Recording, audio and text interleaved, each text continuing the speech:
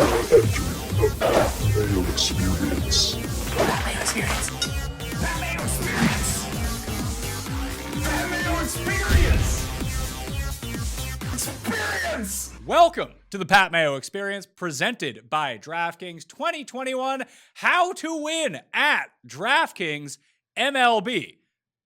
When I say how to win, how to be better at it, so you know what you're doing at least. Here are the tips, the tricks, the tools, everything that you need to get yourself ready to at least have a better chance of winning on DraftKings. If I say how to win, it's better for the SEO, so we're all good to go. But I want to tell the viewers and the listeners out there, hey, this is what the real skinny is. We're going to talk through each of the facets of the game. How do you pick the proper tournament for the bankroll that you have in? Are there different types of tournaments that are better for your level of play? How many entries do you want to do? What stats should you be researching? How do you stack and correlate your lineups to give yourself the most opportunity for upside in GPP tournament play on DraftKings? Plus, we're going to walk through the FTN optimizer to show you how easy it is to do your research and build a lot of these lineups all at once. And you can find that over at ftndaily.com right now. If you use the code Mayo, it's a season-long package, which includes the optimizer, which is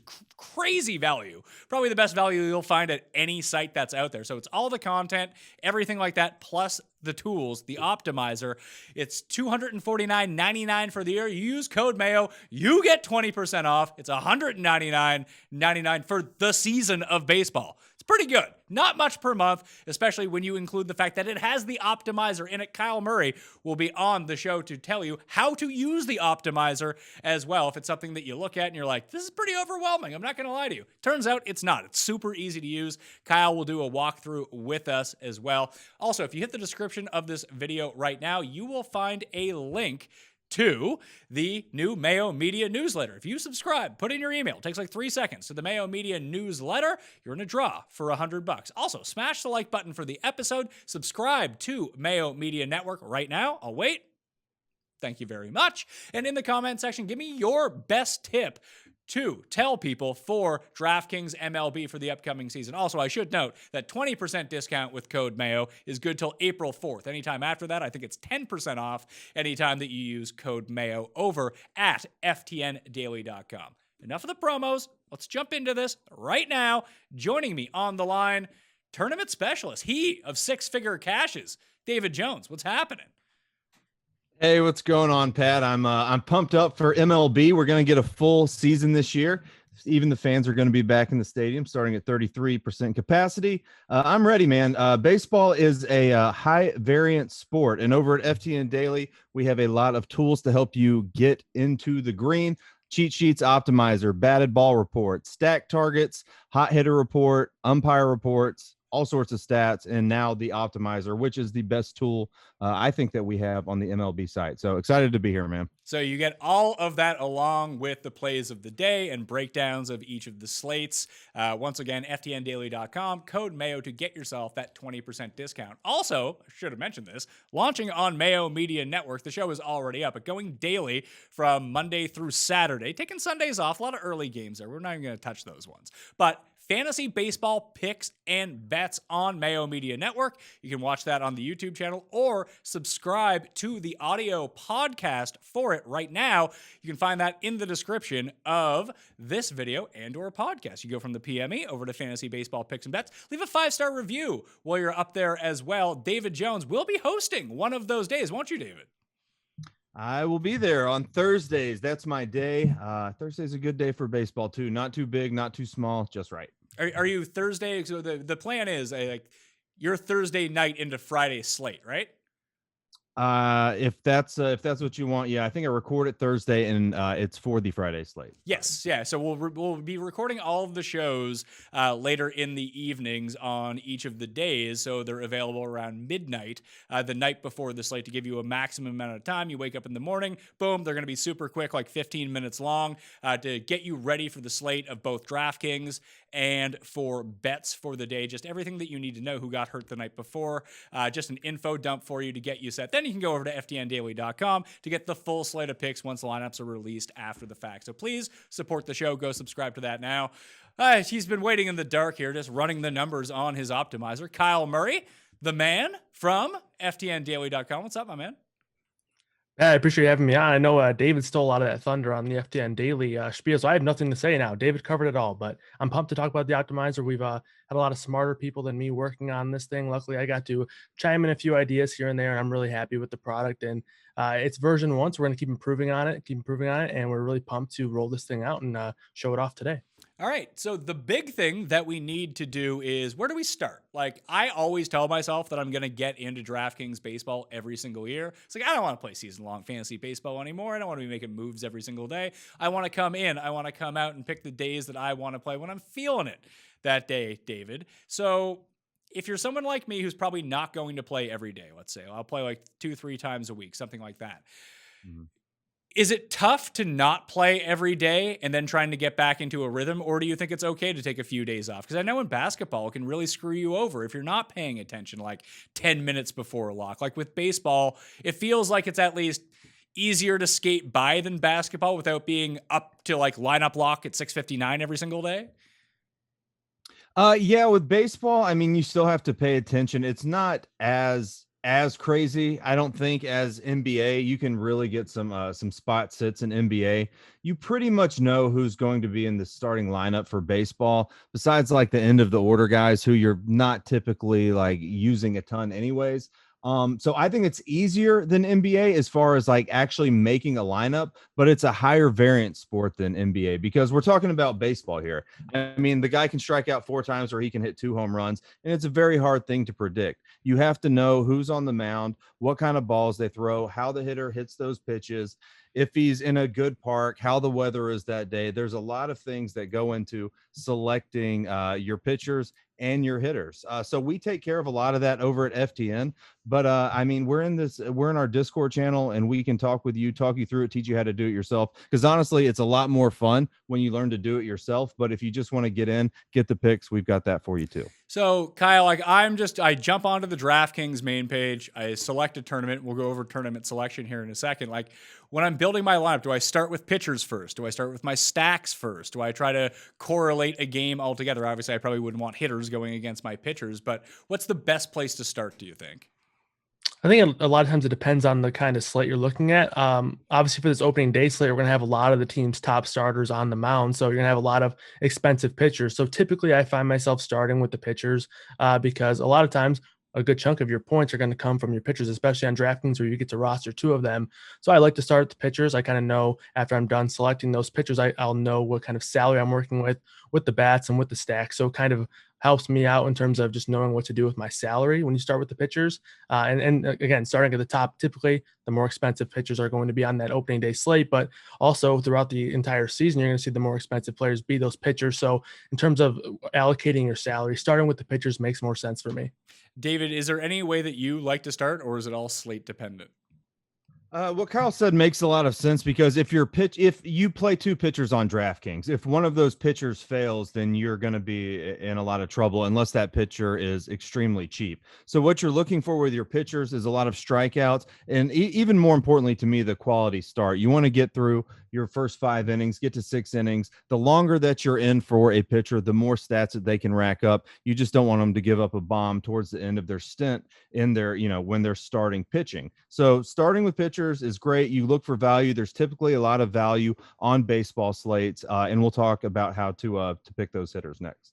All right, so Kyle, let's jump back to you here. When you're selecting your pitchers, and we'll just start with pitchers right off the hop. You say, opening day, there's going to be a ton of expensive pitchers. Let's just call it a regular run-of-the-mill Tuesday night in MLB. You have a few studs that are on the mound, a few duds, at least in terms of salary. When you're trying to do that, would you look for a value pitcher to save money if those options are available? When you look for a value pitcher like that, is it K per 9? Is it swinging strike rate? Like, are there particular stats that you're looking for? I think a lot of times the really good value pitchers will kind of just jump out to you naturally. Typically, if you have to go finding like reasons to roster a value pitcher, especially a super cheap one on DraftKings, typically you're just looking for that for the sole purpose of finding some salary relief. But for me personally, I focus purely on tournaments for MLB DFS. So I'm looking for upside out of pitchers, and upside comes from strikeouts. So I think K per 9 is a very good one. One of my favorite stats to look at is whiff percentage. That'll show how often a batter is swinging and missing at pitches. Typically just gives you a good indication on how often a pitcher is going to be in an advantageous spot to get strikeouts. So K per 9, K percentage, whiff percentage. Those are my 3 favorite stats to look at in terms of looking for pitchers who are going to have the most strikeout upside. Obviously, you also want to look at the other side of the coin as well and look at the matchup, look at teams that are striking out versus that specific handedness. So if a pitcher's right-handed, you want to target teams that are striking out more often against right-handed pitchers. So again, I think upside is very important. Even when you look at the value pitchers, you still want to maintain the idea that you're looking for high upside pitchers, guys that can go and get strikeouts. Sometimes you'll find yourself in a spot where you just want a pitcher that's going to get through the 5 or 6 innings and just hope that he can, not get eaten alive out there because he's very cheap. But for the most part, you want really high upside guys, and that's going to come from guys who can get strikeouts. David, do you have anything to add to that, especially pertaining to the cheaper end pitchers? Like, I know back when I was playing a lot of MLB, like Dan Straley would always be like the min price. It's like his K per 9 is so good. Then I'd inevitably end up rostering Dan Straley, and he would be awful every single time. Yeah, he's awful. I don't have too much to add to it really, besides like you want to look for little nuanced things too. Like I'm a big believer in reading all the reports on these teams, figuring out, especially at the beginning of the season, how long a leash these stud pitchers are going to come out with. Because you could see like Max Scherzer, he's going to go out and start opening day, but is he stretched out enough? How was his spring? Was his velocity up? How was the spin on the ball? What was he looking like? Are they going to say he's going to pitch 5 innings and pull him no matter what, like he's on the Tampa Bay Rays, or are they going to let him go as long as he can go? So you want to keep up with a lot of the beat writer stuff, a lot of the coaching reports. We do that at FTN, but just by looking at these little nuanced things, you can really give yourself an edge on the field. Quick answer, David, on this one. If the slate allows you to pay down for 2 pitchers that you're comfortable with, is pitching a spot where you would pay down twice?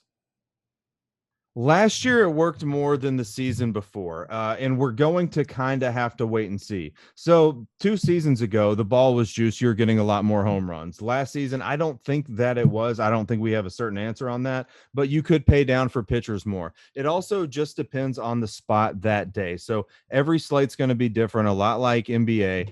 You have to look at park factors. You have to look at weather. You have to look at the team they're going against. You have to see which batters they're going against. It's all just very dependent on the day. But typically, I would say, and Kyle, I think you would probably agree, spending down at one pitcher and spending up for one seems to work more. Spending down for 2 pitchers is going to mean that you're stacking what the Dodgers and whoever's playing in Coors Field, and both of those teams have to deliver, and both of those teams are going to be very highly owned too. So typically, that's not something I would do. Kyle, would you have the same methods of selecting pitchers in terms of paying down if the opportunity presented yourself? Or would you think, like, I need to lock in my one guy and maybe I'll chance it with this other guy? Yeah, I think it depends a lot on the slate. Like David mentioned, the Dodgers and then a team that's playing in Coors. It's funny because on opening day, Dodgers are actually playing in Coors. So I wrote up our first look article and noticed that. So this could potentially be a spot where you do really want some salary relief for the pitcher spot, just because the Dodgers are going to be a really high-end stack that you're probably going to have a lot of interest in. I would say that locking yourself into a certain mindset of, okay, I want to spend down twice at the pitcher, I think that would get you in trouble. I think it's important to be flexible based on the slate. So typically I like to have at least one high-end pitcher, at least one high upside pitcher in that mid-range. But I also think it's very important to also find good value throughout the pitchers if they're there. But I don't think it's a good idea to kind of walk yourself into trouble by locking yourself into certain rules that could say, okay, I'm going to go play Dan Straley today just because he's cheap. I know he's playing in Korea, and now he's no longer an option in the MLB, so that's good for Pat. But I think it's important to not lock yourself into certain rules, especially in MLB, because like David mentioned, it's so high variance. So many crazy things can happen on a given day. So what you're saying is I need to play Dan Straley and KBO DraftKings, and then I'll be fine. Yeah, all you got to do is stay up till 4 a.m. like I was doing during quarantine and play KBO. There you go. Well, let's switch to batters then. And Kyle, we'll start with you on this. When you're assessing how to either find your stack or maybe some of the periphery pieces that you can have for lineup savings, or if you just want a one-off Mike Trout or some high-end player that you just have a good feeling about that day, but you don't want to include the entire team stack to go along with it. I mean, is that just nonsensical to begin with? Like, if you're going to pay up for a batter, do you want to make sure that you have that stack and then try to find the cheaper pieces elsewhere? I think you can look at it in two different ways. One being that is the case where if you're going to have a top end bat, it would make sense to have others around him, because if he's going to have a big game where he's, say, driving in 4 runs and maybe he's hitting 2 home runs, his teammates are also going to benefit from that. However, sometimes, especially in maybe smaller contests or even cash games, if you play cash for MLB, getting those, lesser variance players, those top end guys such as Mike Trout, playing those guys one-offs works out just fine. And sometimes you'll find yourself on slate where you maybe like a pitcher in the mid-range and a value pitcher, and then you get your stacks done and you say, okay, I have a good amount of left over. Do I want to play Mike Trout, or do I want to just continue stacking and play Andrelton Simmons or something, or some lower end batter? Obviously, you're going to want the upgrade. So I think it depends. Again, for me personally, I always prefer to stack as much as possible. When creating rules, I think the first one to start off with in stacks is stack as much as you possibly can in baseball, because everybody's correlating. A solo home run obviously is not going to correlate well, but a lot of times if someone's driving in a run, if they're scoring a run, those are going to correlate with your team, and that's important. Always correlate, always stack, but again, there's going to be plenty of times where one-off type plays are strong plays as well. So, David, how do you approach it? Like, are you looking at the over-unders from Vegas and being like, oh, geez, this game total is 21 and everything else is 8.5 for the day? Probably want to stack that game. Like, is there any sort of rule of where to start when trying to predict your pitchers or your hitters? It's funny with MLB, like the over unders are all usually pretty close unless it's a game in Coors. And if you don't know, Coors Field is the Colorado Rockies field, and that the ball just tends to fly there. But usually it's like a 1.5, or if it's a Dodgers versus like the Pirates, 2.5 spread, and it doesn't really change that much. As far as how I'm stacking my hitters, what I typically want to do is find 2 teams that I like and find a way to stack those 2 teams. And I will adjust my pitchers a little bit. I will want my hitters close to each other in the same lineup, because think about it. If you play the number 2 hitter and the number 7 hitter from the same team, you don't even have to do that. One's not benefiting from the other. I think the only way that would happen, those 2 can't benefit from each other. So you want to stack up, say, 3 to 4 players per team.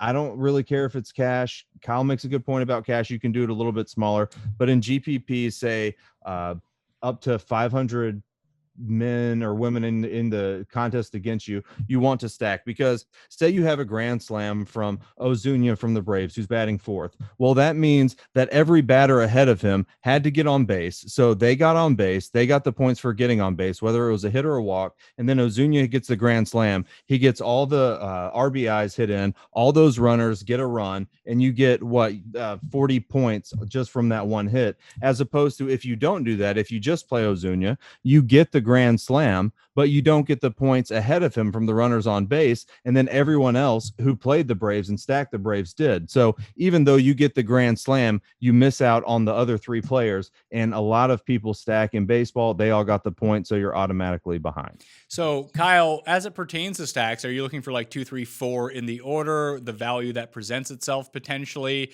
Or like let's say you're taking an American League team where the pitcher isn't hitting, is there any value in trying to throw like the 9th hitter into your lineup? Presumably they're probably going to be cheaper, and hopefully after the first inning, once the order gets back around, that maybe the number 9 hitter or the number 8 hitter can still be on base for the number 3 hitter or number 4 hitter by the time that they get up.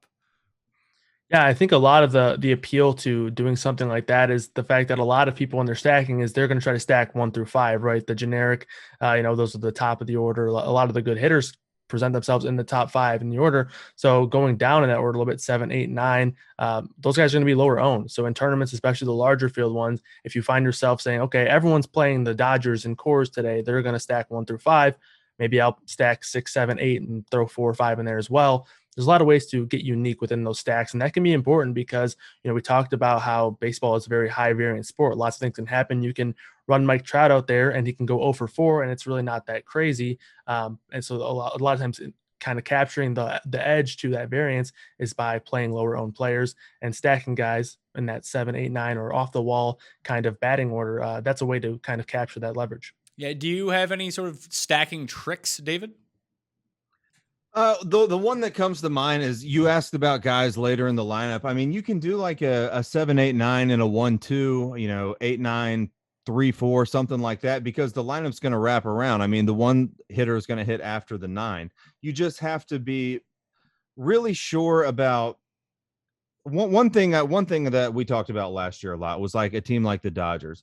Halfway through the game, depending on what pitcher comes in, they change the back of their lineup a lot. So you don't want to get stuck in a position where the 8, 9 hitter is going to get pulled halfway through the game and you're not going to be able to accumulate points for them. Usually I do like to keep it through the 1 through 7 hitters, but in some cases you can pick off one of the guys at the end of the rotation if he's got a great matchup and try and score that way. I do find that it's risky to do that and sometimes unnecessary, but it can't be done. I'll also say too, another trick would be playing the away team more than the home team if they're in a good spot, because they're guaranteed to get a ninth inning at bat, as opposed to the home team isn't always guaranteed that at bat, especially if they're winning. Are there other little things too, Kyle? Like if you do use a leadoff hitter or the number 2 hitter, that presumably if they stay in the game, that they will have that extra opportunity to get the extra at bat.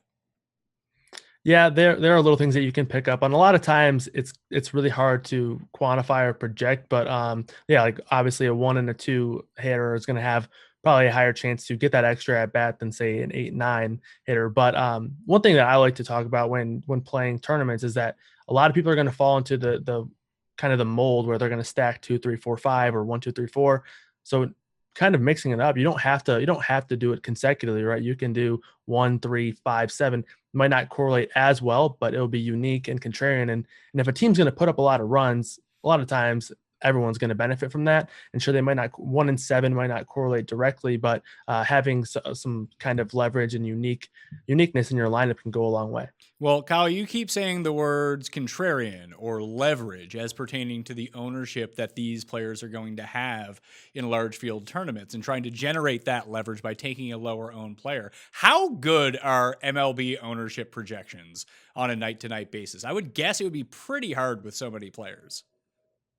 Yeah, for me, I like to think that mine are pretty good. We had some good success with them last year in that limited season, but it can be difficult at times. Obviously, it's going to be easier to project pitcher ownership. And the thing I like to do is kind of try to project out a team's ownership, right? So you can kind of quantify, okay, the Dodgers are going to be the most popular stack today because their entire team's going to be 30% of the field is going to have some sort of Dodgers stack. Meanwhile, the Braves are going to have 5% of the field stacking that team in some capacity. So I actually think projecting a team's batting ownership is probably more projectable than an individual players at times, just because they can be very different in terms of when the field is trying to stack so much.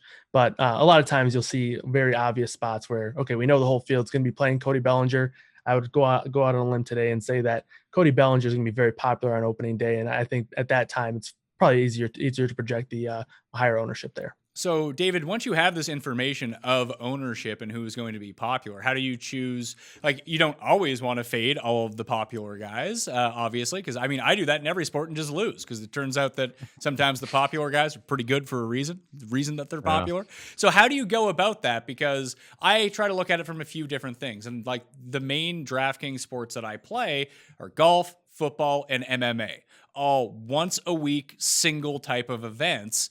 And like you could lose 5 weeks in a row and still not really know if you're doing it right. It's just 5 random days. Like you could be running bad for 5 straight days. I'm not running bad. I'm just bad at it.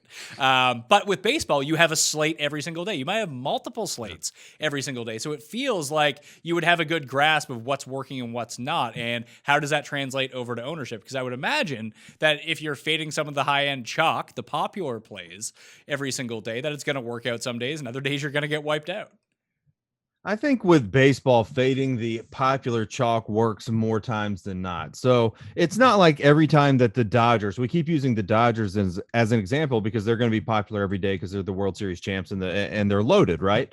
But it's not every day that they go out that they, hit 10 runs, 12 runs. They get a lot of wins, but sometimes it's 4 or 5 runs. And then you have the Marlins pop off and hit a couple home runs. The pitchers get beat down. They're winning by 5, 6 runs. And then they let the bullpen come in, take their lumps. Marlins put up a lot of runs. I think with baseball being such a high variance sport that you do want to get off that chalk more than not. Because it's also easy to do this because, say, the Dodgers are going to be the most expensive bats in DraftKings. So you're not going to be able to get the 2 best pitchers. You're not going to be able to get all the Dodgers bats. So if you want to take a couple good pitchers, you can still take the 1 through 4, 1 through 5 of another team that's going to cost you $1,000 less per player, and say the Dodgers are expected to get 1 more run than them. You can still beat those Dodgers teams even if they score more runs, which they don't do all the time. So with it being just such a high variance sport, especially on large slates with baseball, I think it's really actually important to try and fade some of that chalk and just be a little bit different. Now, the last thing I'll say about that too is if the Dodgers are showing up to be 30% owned, 35% owned, that means that 1 through 4, 1 through 5 is going to be 30, 35% owned. You can get a little weird, go 4 through 7, 4 through 8, stack those guys, and you'd be surprised at how low owned some of those guys are at the back of the lineup on the popular team of the evening. So, Kyle, if you do fade, let's say the 1 through 4 in the Dodgers lineup, would you be inclined to either stack the back end, like David has kind of mentioned, as a sneaky stack that you can get through at a low ownership, or would you take potentially like 1 player of that stack just to have a piece, or maybe 1 player from the 1 to 5 just to get access to the Dodgers that day, and hopefully your guys hits, the rest of the guys bust, and all of a sudden you're looking great? Yeah, I think you could do, a few different combinations. You can potentially just lower the stack a bit. Maybe you go 2, 3 guys, and hopefully when the field's stacking 4 or 5 of them, maybe they score 5 runs instead of 11, and the 2 or 3 guys that you get right are the right ones. Or you can go the lower end, back of the end guys, or you can do something really crazy like sometimes I find myself doing, is just using the pitcher on the opposing side. Now, I don't probably recommend using like the pitcher for the Rockies on opening day against the Dodgers, but for example, let's say one day randomly the Marlins are a popular stack and everyone wants to play the Marlins because they're going against maybe an unknown pitcher for whatever reason. Going against that grain, taking that leverage and then actually doubling down on it, using the pitcher against them is sometimes a cool way to do it. I know at the DraftKings Live Final in 2019 in Chicago, I did that in one of the more popular stacks in that field, that slate. I used the pitcher in that and ended up working out pretty well. I finished 6th in that. So sometimes it pays off to double down on that leverage and double down on that fade by actually getting some leverage and countering it. So, David, how much does this make a difference depending on how many people are in a tournament? So, if you're playing in whatever the giant tournament is on DraftKings that day with the highest guaranteed prize pool, let's say it's a giant $10 or $20, whatever it might be, I would guess that ownership matters more in something like that than a smaller field tournament, maybe a 3 max, maybe a single entry, something like that. Yeah, I would say so too. And I would say you're playing a tournament, the $10 tournament, the huge one, there's 80,000 people in it. I would say it's not even as important to stack in those kind of tournaments. Just because the variance is so high. I mean, you want to get like a 2 or 3 man stack, but you don't have to go 4 and 4 and throw in a random guy. If you're trying to make money at doing this, you want to play single entry stuff. You really just want to play cash games and keep doubling your bankroll if you can, or doubling the amount you play. I mean, take out a calculator, put $5 in it, and then hit ×2, then ×2, and see how quickly that money adds up. That's how you build a bankroll, and that's how you make money at it. But if you're going in as a brand new player in these 150 max tournaments, just know that you're playing guys that do this all day long and play 150 lineups, and they're trying to cover as many bases as they can, although you cannot cover all your bases. That's impossible. People think you can do it. You can't do it. But it's going to be very, very hard to take the top prize in one of those large tournaments, as opposed to just cashing double ups, 50-50s, 100-man max, or 3 max 100-man tournaments, or single entries. David, I'm not looking for responsible ways to build my bankroll. I'm trying to win $1 million. What are we doing here? Yeah, me too. We might have $1 million, $2 million baseball tournaments this year. I'll take a swing at it. Is that really going to be it, you think, for baseball? In NBA, how many did we have, Kyle? I know we just had $1 million tournament, million up top, not $1 million prize pool. So they don't do a lot of those. I mean, when you have the championship stuff, I'm not sure if it was $1 million to first. Was it $1 million to first, Kyle, for the MLB championship, DK? It was 500 to first, I think. Yeah, 500. Yep. So there are more millionaire makers in golf than there are in baseball. That blows my mind. I think so. Yeah. Great news for my product, since I talk about golf a whole bunch. Kyle, you really nailed this between you and Javi when we did the football version of this show about how to properly select tournaments. Can you walk people through, let's say they're not completely new, then let's say there's someone like me, someone who's familiar with DraftKings, but just bad at picking the tournaments that I should be playing in. Like, what tournament should I realistically be playing in? Well, unfortunately, a lot of people are bad at picking contests. I know I went through when I first started playing DFS, I was terrible at picking contests. And part of it is because people chase those headline prizes, right? Yep. They see $250K to first. Oh, I'm going to play that. It's a 50-cent entry or a $1.50 entry. I'm going to play this. I would personally try to limit yourself to playing the smallest contest possible. I don't mean necessarily entry or dollar. I mean purely people who you're competing against. Keep it as small as possible. Obviously, you want to look for contests that appeal you, right? You want to potentially kind of set your goals. And if your goals are to chase big prizes, you'll want to find contests that fit your goals. But if your goals are like someone like in David's example, to double your money and build a bankroll, you're probably going to want to play either cash games or very small contests. So it's all about your goal, in my opinion. Like if you want to chase a live final, if you're looking to play qualifiers, you're probably not going to have the best time building a bankroll there unless you actually bank one. And those are very tough to do. So you have to really kind of find those contests based on your goals. So before the season starts, kind of assess what you want to do with the season. And then after that, once you realize it, keep it as small as possible. Obviously, the less opponents you have, the more likely you're to win. I know that sounds simple, but that's how I like to do it anyway. If I ever am dealing with a spot where I decide between two different, let's say $20 contests, I'll always usually go with the one with the fewest amount of opponents because there I have the best chance to win.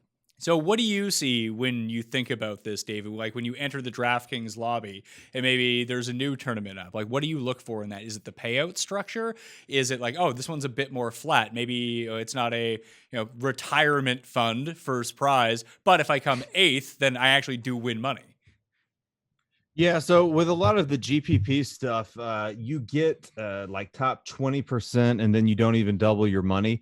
But they're top heavy, right? So if you can get in the top 3, you're going to make a lot of money. This is what I do is I take out a calculator and I divide how many people are in the contest by how many people are paid out or vice versa. If it's not close to 20 or over 20, I'm not going to play it because that means it's going to be somewhere close to 16.5, 17%, which is going to be very hard to do to not even double your money. At that point, I might as well go over to the 50-50 or cash games and just try and double my money by beating half the people. So I look at that a lot. I want to know the percentage of people being paid out. Now, every few days or so, if I see a huge prize up top and I love the slate, then if it's around 18 or 19%, I'll still play it and try and bink it, which doesn't always happen. But you have to be careful with your bankroll, man. Like I've seen a lot of people lose a lot of money after big wins, and it's not cool. You need to be responsible with it, and you need to know what kind of contest you're playing, and you do not need to go into it blind. I see a lot of new players do that. You don't need to do that. Well, continue to speak on that for a second, because let's say, and it doesn't even need to be a David Jones amount of money. It doesn't need to be $110,000 or something. Let's say Pat Mayo enters something, he wins $5,000. My bankroll, I'm playing like $50 a slate, $100 a slate. And now all of a sudden I have $5,000 in my DraftKings account. Do I up my stakes? Do I continue to play how I do? Like, is it benefit? Like, what did you do when you won all the money? The first few times I won a lot of money is I would go in the next day and dump a ton of money because it's sitting there in your account and you're like, well, I'm god at this. I'm very good at this. I'm going to win again and again and again. And it doesn't always happen like that. Matter of fact, it hardly ever happens like that. So you learn after making some mistakes that you shouldn't have played. If I would have won $5,000, I'd go dump, 1,000 into it, lose it next day, try and do it again, get your money back. Now you've lost half of your winnings. You don't want to do it like that. I would say if you won $5,000 off your 20, probably keep playing the 20. That's what got you there in the first place. Keep trying to build a bankroll. If you want to take a couple stabs with 40, 60, even $100 in a big contest sometime that week, like, I'm cool with that. You've got the bankroll to do that. But what you don't want to do is go play 20% of it the very next day, because the day after that, you're going to play another 20%. Kyle, when was the first big cash that you had? 3 years ago, and at the NBA Live Final for FanDuel, $50,000 cash. And then after David mentioned it, I also turned that around and started upping my stakes, and it didn't go too well. Luckily, a couple months after that, had another big win. And then after that, I realized that it's more of a long game here. It's more of you can't really just continue to throw endless amounts of your bankroll in there, because you need to. For me personally, at that point in time, I realized that I wanted to do it for as long as I could, and as kind of a career. So at that point, I realized that the biggest part of it was bankroll management, and that's when I learned. So now when you kind of hit some of the bigger scores, all of a sudden you're not just, oh, I better play the 4,044 tonight. Now max that out, try to win that. Yeah, I've kind of set myself certain rules now, that, especially that I do this full time. I've set myself rules in order to ensure I'm kind of maintaining a regularity to this kind of thing. But yeah, I try not to go too crazy and try to keep it reasonable for sure. And like David mentioned, try not to go too far from what got you there. If you found success doing certain things, don't stray away from it. Don't go too overboard. There's no sense in doing that, because you've already found a sense of comfortability. So just keep going with that.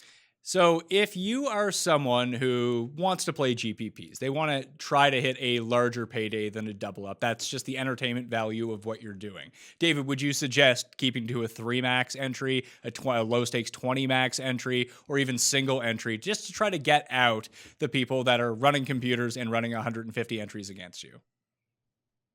I would. It's an easier way to do it. I mean, it's a proven easier way to do it. Like, if you're playing the 150 max, there's plenty of people. You can click on it, see how many people have 150 entries. There's people that do this all day, every day, and they're trying to cover all the bases that they can. You want to stick to the 3 max. You want to stick to single entry, unless you're just having fun and you don't care about the money. Like, if you've got plenty of money and you want to go out and take, max out the 555 or the $1,500 tournament, more power to you. You could bink it. But if money is an issue with you, stick with the smaller stuff until you get a bankroll, because if you're any good at it, then you will win money. If you're not good at it, you're going to lose both times. So you might as well prove that you're good at it with the smaller stuff, build the bankroll, and then come play in some of the big boy tournaments. Yeah. It's funny that you guys mentioned the, right after the first big score that you dump some of it back. That happened to me when I ended up coming third in the giant $5 for golf like 2 years ago. I won $20K that day. And then, the next week in golf, it was the exact same thing. Like, well, now that I'm good at this, I'll never lose again. So might as well dump in some money. So I put in like $2,000 worth of entries. I was like, what am I doing? I just went and just cashed out all the money and then made like a redeposit after the fact with, I'm good with losing this much. I think I put like 1,000 more back in after withdrawing the 18,000 that was left over for me. So maybe it is a live and learn type of thing. Maybe some people are better at quelling those impulses to like really, really try to press it. It's the same thing you see when people are playing blackjack. Like, oh, I've won 5 hands in a row. Well, I'm just gonna put all my money on the table. I'm riding a heater. Like, it doesn't ever work out that way. That's how they end up beating you. That's how your competition on DraftKings is going to beat you. And if you're into table games at a casino, that's how they're going to take you as well. So before we get to the tools, I just want to kind of rapid fire finally through this. David, any other tips or tricks you can think of, or mistakes that people potentially make that they're not even aware of? One of the biggest things that I pay attention to, probably more so than others, and Kyle can attest to that, is the weather. If it's a hot day, the ball is going to fly further. If the wind's blowing in at 20 miles per hour over the home plate, it's going to be harder for the batter to hit the ball out of the park. A lot of little tips and tricks with weather stuff like that we talk about over at FTN, but the wind, the rain, and the heat are 3 big ones. Kyle, do you have anything that you see just people be like, man, you should not be doing that? Well, first I want to tell a story about David because I can personally testify that he is a weatherman. One time there's a Braves game going on, a little bit of rain. He sent me a picture or a video actually of him jumping around in a puddle in flip flops, saying, "Yeah, we got some rain here. Be careful on that." So that was just a funny story about David that I wanted to share. But one thing that I like to say for baseball is that I actually have this complete opposite opinion for sports like NBA and even NFL. But for baseball, it's completely different. I would actually recommend doing as many lineups as you can. For example, say you're playing $20 in that given slate and you're deciding between playing four $5 contests or 120, I would actually lean to the four because there's going to be a lot of times where variance strikes, and being able to take advantage of variance up and down different slates is important, especially for MLB. So I would recommend doing as many lineups, giving yourself as many chances as possible to capitalize on different variance, I guess, outcomes that can happen and really make a slate up and down. All right, Kyle, I think it's time to show off the coup de grace, the prize piece of the FTNDaily.com. Code Mayo for 20% off, by the way. The optimizer over at FTNDaily.com for the baseball season. Do you want to get that loaded up for us? Yep, let's do it. All right, Kyle, what am I looking at here? Yeah, so this is our brand new FTN optimizer. We're starting off keeping it available for MLB to start. We've had a lot of hardworking people behind the scenes getting this done, getting it ready for opening day for MLB. So it's going to be ready for MLB only at first, and then we will gradually bring in other sports. But this is the main page for the FTN optimizer. One of the things that we started off with the idea of doing this is we have our cheat sheets that we upload our exposures in place to every single day. Those are actually going to be integrated directly into the optimizer. So you can click on David's name here. Say, you don't want to see anybody else's plays. You can click off of theirs. Find only David's plays by looking at these little icons down here that will pop up next to their name. So we see an S here. That is for Hobby. So Hobby likes Aaron Nola, for example, on opening day. These aren't accurate as of now. The projections aren't accurate, but just for an example, that's a really cool feature because eventually we'll get into it a bit later, but you can actually apply the different cheat sheet exposures directly into your optimizer build. So one of the coolest things about this optimizer is that it's not running off of just projections, which in my opinion is crucial for MLB because we all know that I can sit here and work on projections all day and I love to do that. But MLB projections are not going to be accurate most of the time because of how up and down the sport really is and all the variance that we do have. So you can build in certain aspects to, weather, different kinds of numbers. Like if you think the ownership is going to be too high, you can work those directly into the builds directly. So that's one of my favorite parts about this optimizer. So starting at the main page here, we'll obviously have the name, the projections built in directly. Those will be my projections each and every day. Draft percentage, the ownership projections, those will be built in every single day as well for myself. And then we're also going to have my player rater directly inputted into the optimizer, which you can also input that into your builds as well. So say you want to limit your builds to somebody, if they don't have a 70 or better player rater on the day, you can completely get rid of all of those guys out of your build. So that is a cool thing as well. And then we have the point per dollar, which can, dictate some good value plays. You can set min and max exposures to kind of give your builds your own unique touch. Say you want 20% Trevor Bauer, you can punch those in. Or if you want only a certain amount of Trevor Bauer, say we only want 50%, punch that in right there, and that will update automatically. So if I wanted to build a whole bunch of lineups, let's say I wanted to build 20 lineups for opening day, how would I go about doing that? Yeah, so it's all going to start with, for me, for baseball specifically, I always start with the stacks when I'm looking to mass multi-enter or enter in multiple different contests at once, or different entries at once, I should say. So for me, when you're at this screen, typically your research or your kind of idea of what you want to do with the slate, you already have a good idea of that. So obviously you're going to want to start with the site that you're playing on. In this case, it's going to be DraftKings, different settings such as salary. Typically for baseball, you're going to want to use as much salary as possible, but potentially there are times where you want to maybe leave some on the board. So we'll do that for this example. We're going to select GPPs because I typically like to play GPPs, and then we're going to save those here. So now we're looking to build a DraftKings lineup. So you got all those in there when you do the DFS site. So now you go to construction. We're going to take a look at some of these preferences here. We mentioned stacking is very crucial. Typically, I want to stack as much as possible. So if I'm looking to build a team, build a lineup with stacks, we'll get to that when we talk about stacks here. But let's say we look at the top, let's say a pitcher that we just don't want to mess with is on the slate. For example, Chris Sale against Boston. We don't want to mess with Chris Sale. So we're going to go 0 Baltimore Orioles. We know we don't want him. Maybe we're going to have a lot of Chris Sale exposure. You can do that. You can add in different types of settings in order to kind of customize the builds to where you want. We have the position preferences where you can I've actually never seen a setting like this in any optimizer, but you can actually allocate your salary to certain positions. So for baseball, we all know sometimes catchers suck at hitting. So maybe we want to allocate less salary for catchers there. We can adjust that. And you can do lots of different things within the different positions. Build preferences. This is where we get to the kind of the good stuff in terms of what you want your build to kind of work off of, what's going to be on the back end. So the FTN picks, I mentioned that's going to be our cheat sheet picks. David, myself, Javi, Chris Rose, a bunch of other guys putting in our picks, and you can kind of factor in your picks that way. So say you really like our picks, 100%, you can do that if you wanted to. I would recommend not going too low because I think our picks are very good. And then if you're a big weather guy like David, bump up that weather there. Let's say we bump it up to 70%.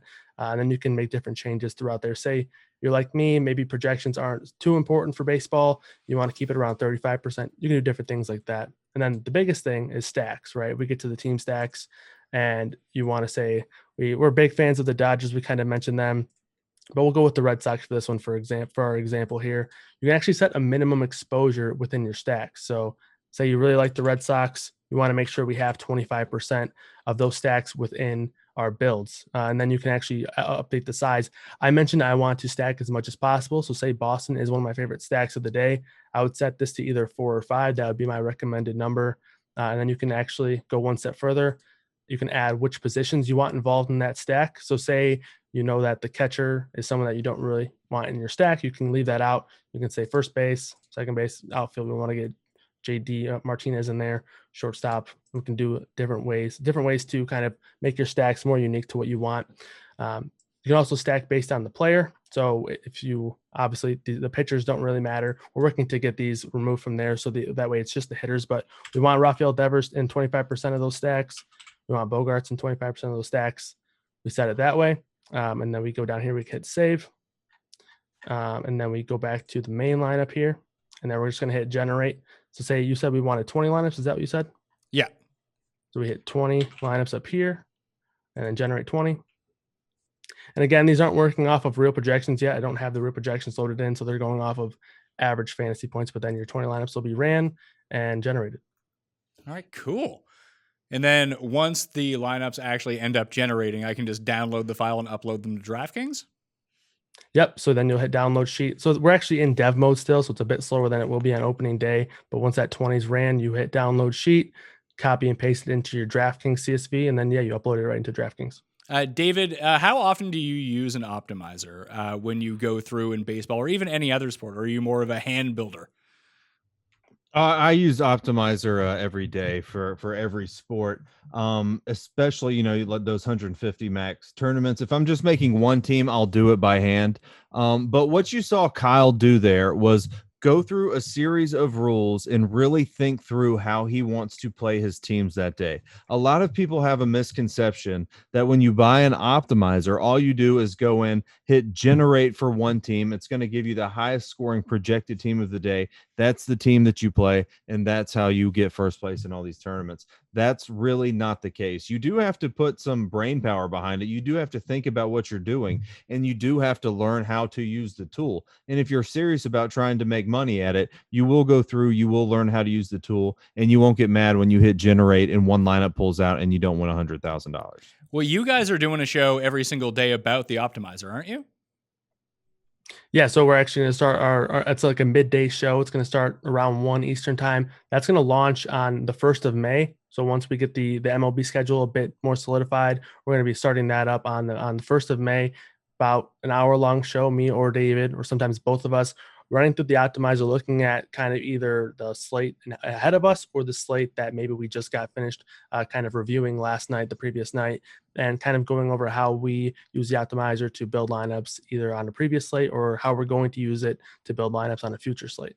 All right, so now the lineups have almost generated for us. 19, there we go. So now what are we looking at after the lineups have actually generated? Yeah, so it's gonna hurt when there's no real projection. So we only have 3 lineups, obviously no real projections to go off of. But once we actually get the lineups finalized, you'll see some stacks here. The lineups like some of these random Padres based on their average fantasy points per game. But after these are built, you can either hit download sheet, or maybe you can realize that there's some work that you still want to do. Maybe we want to change one of the pitchers here. We can replace them. You can either search for additional pitchers, or it'll give you 3 pitchers within the same projection or within that same salary that you can quickly swap out of. And then you can do the same thing for hitters, etc., and make changes that way. So, David, beyond the optimizer, when we're talking about FTNDaily.com's tools, code Mayo, once again, for that 20% off. What other stuff do you generally just like to look at outside? I mean, you're contributing content, so you can go and look at your picks if we want to. But if you're just trying to go through everything, like what stuff that you find that Kyle can go look up for you right now that you would want to actually know before making your picks that day?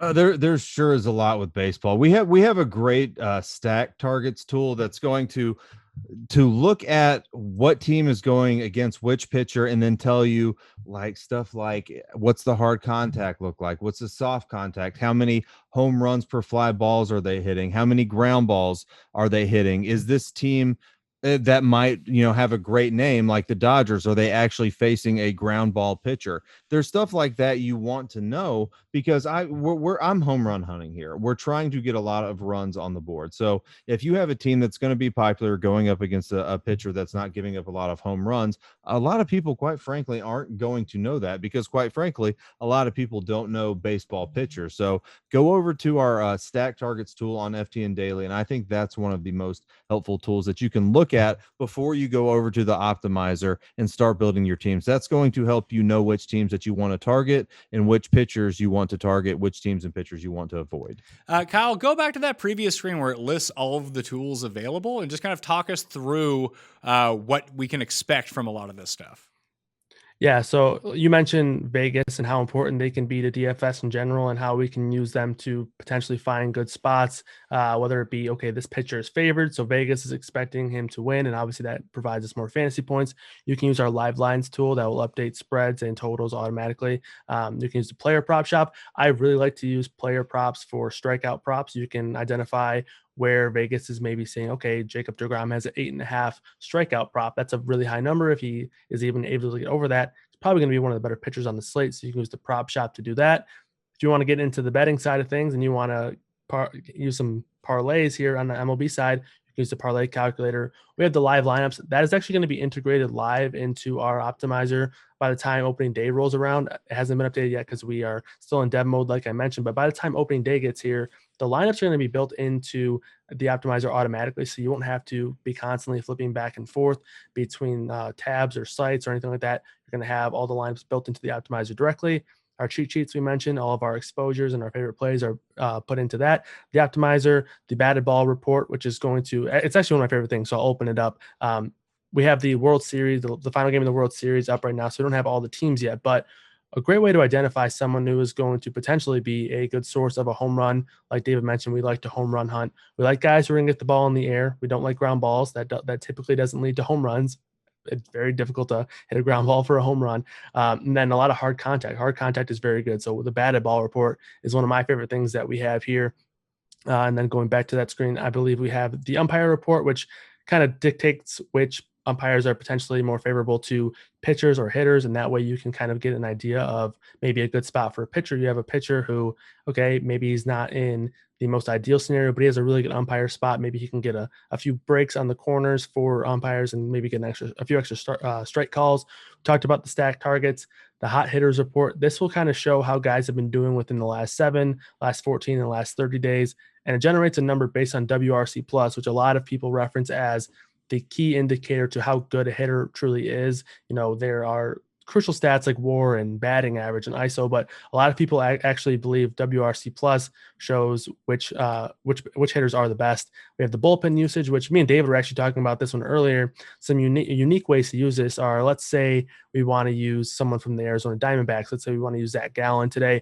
He might have to run out there for a couple extra innings because the bullpen's just been getting absolutely torn apart. They've pitched 37 innings in the last 7 days. So maybe he has to go out there an extra few innings, or maybe on the reverse end of things, we want to stack against Arizona, because if you get to the bullpen, their bullpen's been in rough shape lately. So you can use the MLB stats there. And then we have the general stats for hitters and pitchers. If you want to kind of get an idea of the entire slate overview, you can search players within this stats tool here, which is on its way up.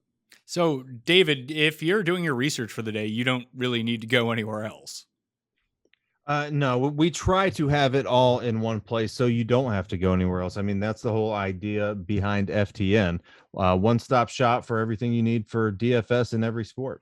All right. Well, I think that will do it for us here today on the MLB show. Thank you all for watching. Once again, hit the description and you can find the link to ftndaily.com. Use code Mayo to get yourself 20% off. That's a $50 savings off the entire year's worth of baseball. So you take it down from $249 to $199, and that includes the optimizer and all of the tools that you've seen today. So I highly recommend you go check that out. ftndaily.com/Mayo. Also down there in the description is the email sign up. It takes you 5 seconds to do, and then all of a sudden you're in a draw for $100. So you might as well just go try that out as well. What else do we got? Oh yeah, David's going to be on fantasy baseball picks and bets on Mayo Media Network. So subscribe to the network and the audio podcasts that are down there as well, if you prefer to listen to this in audio form. David, I'm fired up to have you on. We actually have a really cool crew on that show, and I think it's going to be somewhat unique in this space, where it's not going to be two guys talking for an hour and a half. It's going to be one person telling you what you need to know for the day. I think people are going to appreciate that. Yeah, man, I'm in. I'm excited to do the first episode next week. I guess we've got a week until baseball is here. Finally, it's been a long wait with the pandemic and everything. It's finally here, full season. Let's go. And Kyle and David, you can check out up on ftndaily.com. They will be doing the Optimizer show either together or trading it off. But you're going to be in the Discord chat. You're going to be doing the ownership projections. You're a busy man this time of year. Yeah, they like to keep you busy, but that's how I like it, especially when multiple sports going on. But baseball is my favorite sport, so I'm ready to take it on, full steam ahead. Perfect. That will do it on the Pat Mayo Experience. You can follow me at the PME on Facebook, Twitter, and Instagram. Like I mentioned, subscribe to Mayo Media Network, smash a like, and once again, people, ftndaily.com, code Mayo to get that 20% discount. It ends on April 4th, then it's back to 10%. Still a discount with code Mayo. So go sign up right now, all right? Good luck if you're jumping into baseball. If you're a seasoned MLB vet, just win some cash this year, all right? I'll see you next time. Mayo Experience! Experience!